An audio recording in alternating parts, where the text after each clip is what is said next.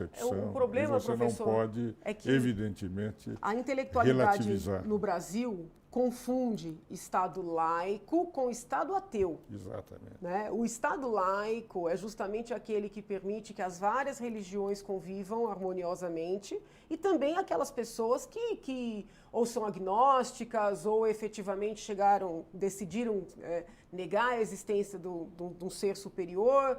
Isso é Estado laico. Né? A religião que se prega nas academias, ela fere o Estado laico. Então, assim, é o contrário do que eles acreditam. Como eles têm dificuldade para enfrentar os argumentos que são levados para esse debate, para esse diálogo, eles estigmatizam esses argumentos como sendo religiosos. Então, primeiro ponto, num Estado laico, o argumento religioso é digno, é válido, tem que ser ouvido. Agora, nem sempre, quando o cientista corrobora o argumento religioso, ele está fazendo discurso religioso. Como eles têm dificuldade de debater, eles dizem isso é religião, quando na verdade não é. Né? Quando na verdade não é.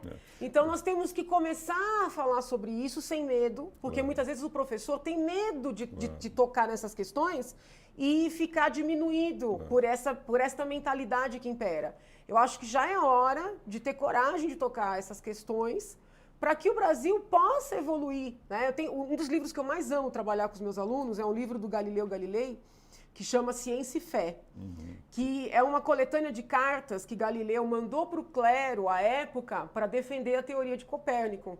E ali fica muito claro que Galileu... Que era sacerdote. Sim, ele debateu...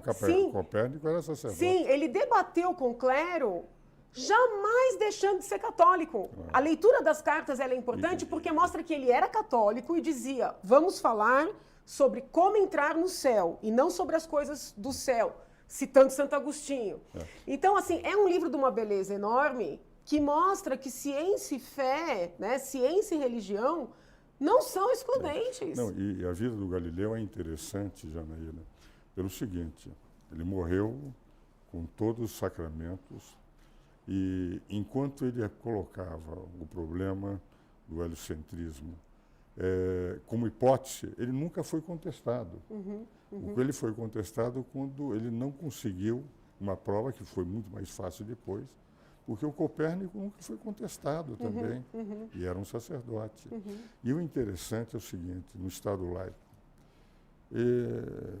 outro dia dando uma palestra com ministros, etc., eu digo o seguinte, os senhores são ministros do Supremo Tribunal Federal, aliás, o Ministério Público, todos eles que têm as suas atribuições definidas pela Constituição. Aliás, todos os deputados têm as suas funções definidas pela Constituição. Aliás, todo o Poder Executivo tem as suas funções.